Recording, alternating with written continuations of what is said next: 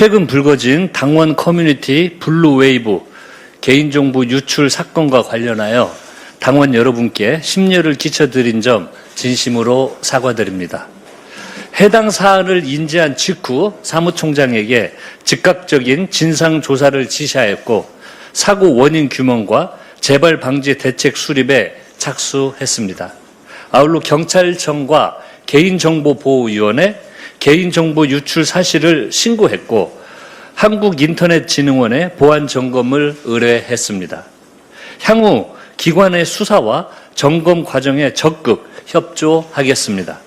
아울러 당내 모든 전산 시스템을 점검하여 추가 피해를 예방하겠습니다.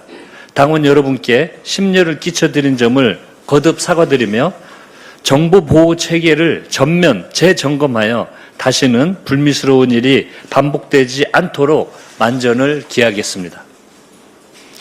지난 7일 이재명 대통령께서 부동산 정책 점검 2차 회의를 주재하고 수도권 주택 공급 대책을 점검했습니다.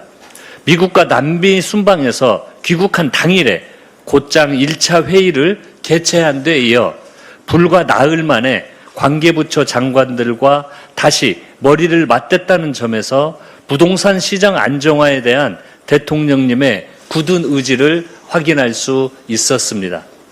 이 자리에서 대통령께서는 기존 사고방식에 매달리지 말고 전환적으로 판단해 과감히 생각하고 실천하라고 강조하셨습니다. 대통령님의 상황 인식과 공급 대책 방향에 공감하며 민주당도 필요한 입법을 신속하게 통과시켜 정부의 주택 공급 속도전에 동참하겠습니다.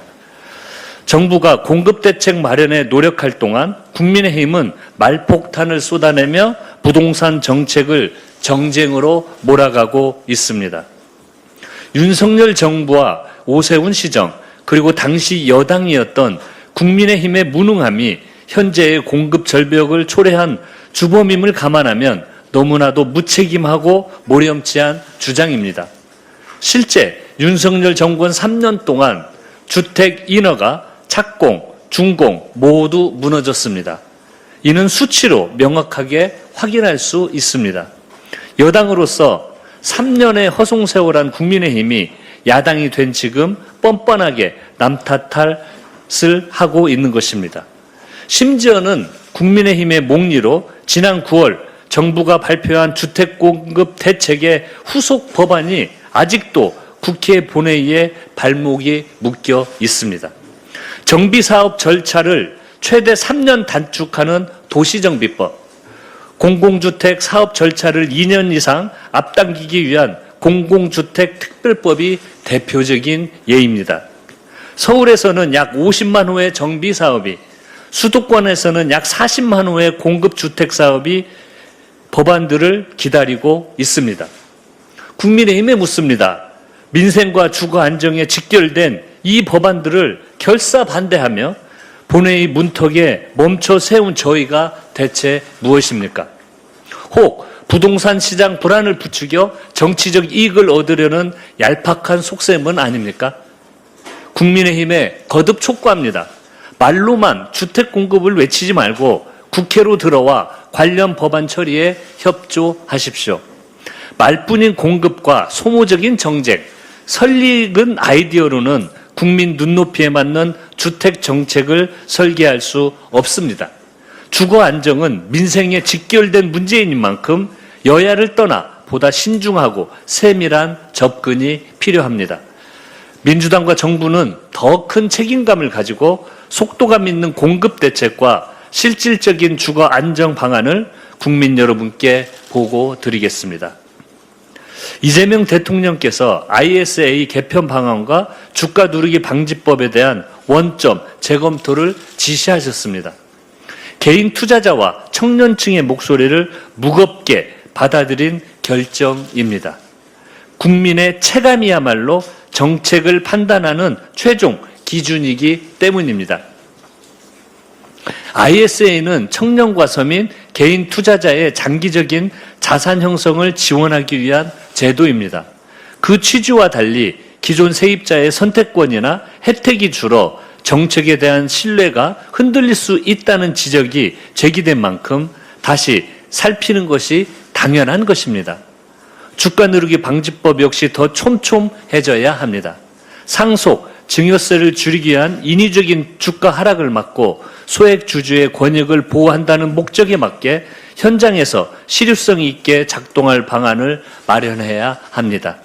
그런데 국민의힘은 대통령의 재검토 지시를 두고 선 발표 후 번복, 졸속 국정이라며 막말과 비난을 쏟아내고 있습니다. 그렇다면 국민께서 문제를 지적하시는데도 한 번 정한 정책을 밀어붙여야 한다는 말입니까?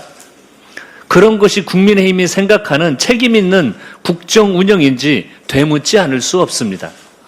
대통령실 용산 이전으로 대표되는 오만과 독선, 불통의 윤석열 정권식 국정 운영을 국민 주권 정부는 되풀이하지 않을 것입니다. 정책이 목적이 아무리 옳더라도 민생과 시장에서 당초 취지와 다른 결과가 예상된다면 즉시 점검하고 더 나은 대안을 만드는 것이 정부의 책무입니다. 민주당은 정부와 더 긴밀히 협의하겠습니다. 투자자와 청년층, 전문가와 시장 참여자의 의견을 폭넓게 수렴해 ISA 자산 형성 기능은 더욱 살리고 주가 누르기 방지법 역시 우리 당 소속 국회의원의 개별 발의 법안을 두루 살펴 정부와 협의를 통해 조정해 나가겠습니다. 민주당은 언제나 국민의 목소리에 귀 기울이고 국민의 뜻에 기민하게 응답하는 책임 있는 집권 여당이 되겠습니다. 이상입니다. 감사합니다. 다음으로 한정혜 정책위의장께서 발언하시겠습니다. 네, 폭염의 기세가 조금은 약화된 것 같아서 다행인 반면에 폭염으로 인한 밥상 물가 우려가 높아지고 있습니다. 시금치, 오이, 상추를 비롯한 주요 채소류 가격도 큰 폭으로 올랐습니다. 가축과 양식 어류 폐사도 이어지면서 축산물과 수산물 수급 불안과 가격 상승 압력도 커지고 있습니다. 무엇보다도 냉방 수요가 급증하면서 전기요금 부담도 매우 큰 상황입니다. 정부와 여당은 이 같은 민생 부담을 최소화하기 위해 총력을 다하고 있습니다. 중앙재난안전대책본부는 관계부처와 함께 폭염재난대응 중대본 회의를 열고 부처별 폭염대응 대책을 점검했습니다. 농식품부는 채소류, 양식어류 등 폭염과 폭우에 민감한 품목의 수급 동향을 면밀히 모니터링하면서 역대 최대 규모의 농축수산물 전품목 할인 행사 등 장바구니 물가 안정에 나설 계획입니다. 기후에너지환경부는 적극 행정을 통해 저소득층에 대한 에너지 바우처 지원을 빈틈없이 챙기고 있습니다. 당 또한 폭염으로 인한 국민들의 전기요금 부담 완화를 정부에 적극 요청했습니다. 누진체계 보완 등 폭염으로 국민이 두 번 고통받지 않도록 보다 두터운 지원 방안을 마련해 줄 것을 다시 한번 당부드립니다. 아울러 올해 추석이 예년보다 이른 만큼 농축수산물 수급 상황을 면밀히 살피면서 추석 민생 대책에도 만전을 기해 주시기 바랍니다. 당도 정부와 함께 국민 부담 최소화를 위해 알뜰히 챙기겠습니다. 정부의 세제 개편안 발표 이후에 부동산 세제를 중심으로 국민의 다양한 의견이 제기되고 있습니다. 오는 20일까지 입법 예고가 진행될 예정인데 9일인 어제 기준 법제처에는 약 4천여 건이 넘는 종부세 또는 소득세 관련한 의견이 접수되었다고 합니다. 특히 비거주 1주택자의 예외 요건 확대 등 현실적인 주거 여건을 반영해야 한다는 등의 의견이 많은 것으로 알고 있습니다. 정부도 세부안 마련 과정에서 지속적으로 검토한다고 밝힌 만큼 민주당도 국민 여러분의 목소리를 꼼꼼하게 챙기겠습니다. 제도의 취지와 현실이 조화를 이룰 수 있도록 납득하실 수 있는 합리적인 기준 마련에 최선을 다하겠습니다. 주택 공급도 속도감 있게 추진하겠습니다. 정부의 주택 공급 관련 대책 발표가 곧 예정된 만큼 확대 개편한 주택시장 안정화 TF를 통해서 공급 대책을 면밀히 점검하겠습니다. 이번 주 첫 회의를 열어 관계부처로부터 대책을 보고받고 향후 공급과 세제를 비롯해 주택시장 전반에 필요한 과제들을 심도 있게 논의하겠습니다. 국민의힘과 오세훈 서울시장에게도 당부드립니다. 주택시장 안정은 중앙정부와 지방정부, 국회가 함께 풀어야 할 과제입니다. 정부의 대책이 작동하기 위해서는 후속 입법과 제도 개선이 반드시 뒷받침되어야 합니다. 그런데 국민의힘은 협조는커녕 세금 폭탄 운운하면서 정부를 비탄하는 데만 몰두하고 있습니다. 국민의힘이 진심으로 주택시장 안정을 원한다면 공급대책 후속 법안인 주택법, 도시정비법, 공공주택특별법 등이 신속하게 본회의에서 처리될 수 있도록 협조해야 할 것입니다. 오세훈 시장도 마찬가지입니다. 정부 대책에 무조건적인 반대만 할 것이 아니라 인허가권을 쥐인 주체로서 공급 속도를 높이는 데 책임 있는 모습을 보여야 할 것입니다. 당정은 국민의 목소리를 경청하고 수기하며 주택시장 안정대책이 차질 없이 추진되도록 끝까지 최선을 다하겠습니다. 지난 8월 6일 국가정책조정위원회에서 발표한 중고차 소비자 보호 대책의 핵심은 4가지입니다. 첫째, 투명한 가격 표시제로 차량 가격뿐만 아니라 관리비, 보험료 등 모든 수수료를 포함한 총액 표시를 의무화합니다.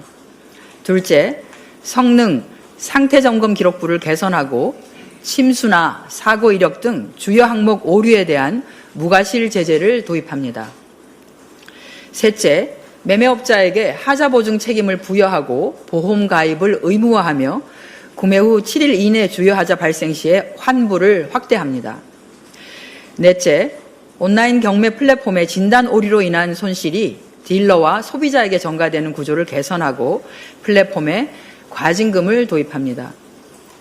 중고차 민원의 80%가 성능, 상태 점검 기록 부실에 집중되어 있다는 점에서 점검 신뢰성과 사후 책임에 초점을 맞춘 것입니다.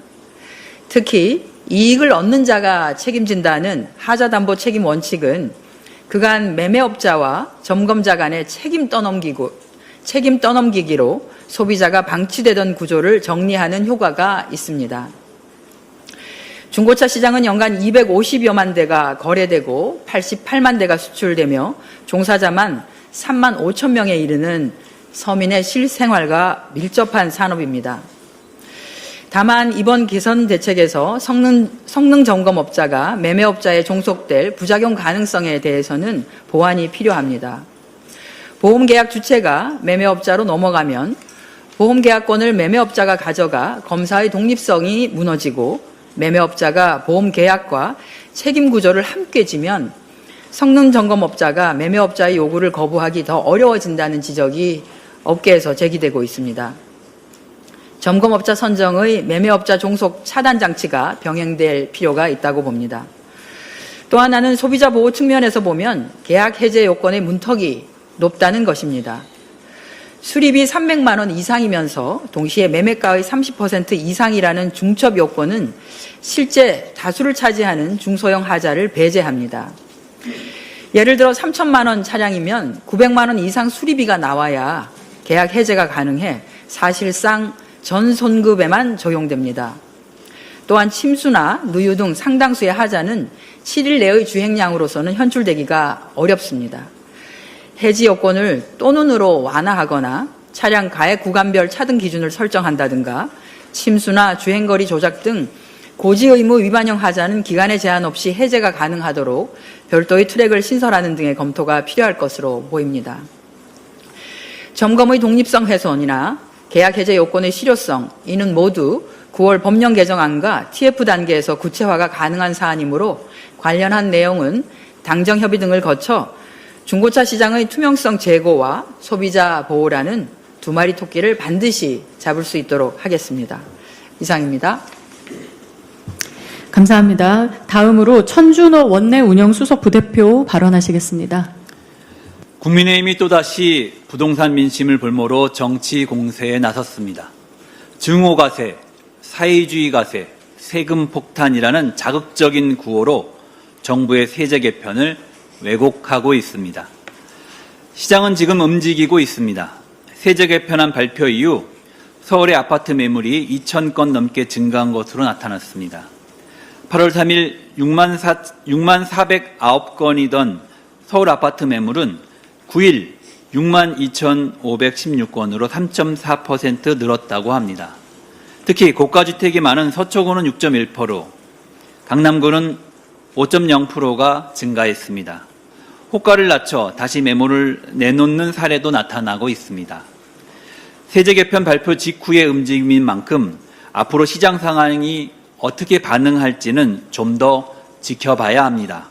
그러나 적어도 지금 나타나는 시장의 모습은 국민의힘이 주장하는 것처럼 세금 폭탄으로 매물이 모두 잠기는 상황과는 다릅니다. 부동산 시장은 공급과 금융, 세제가 함께 작동합니다.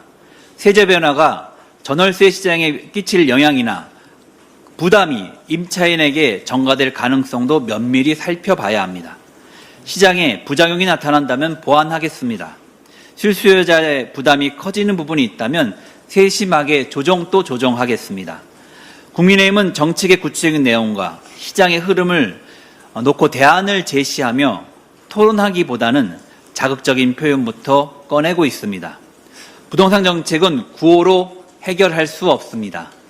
실수요자는 보호하고 과도한 특례는 바로잡고 투기적 수요는 관리하는 것, 이것이 세제 개편의 기본 방향입니다.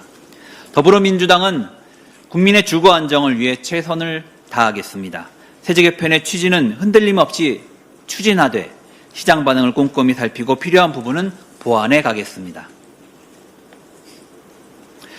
97 공급대책 후속 법안이 국회에 국민의힘에 의해 발목이 잡혀 있습니다.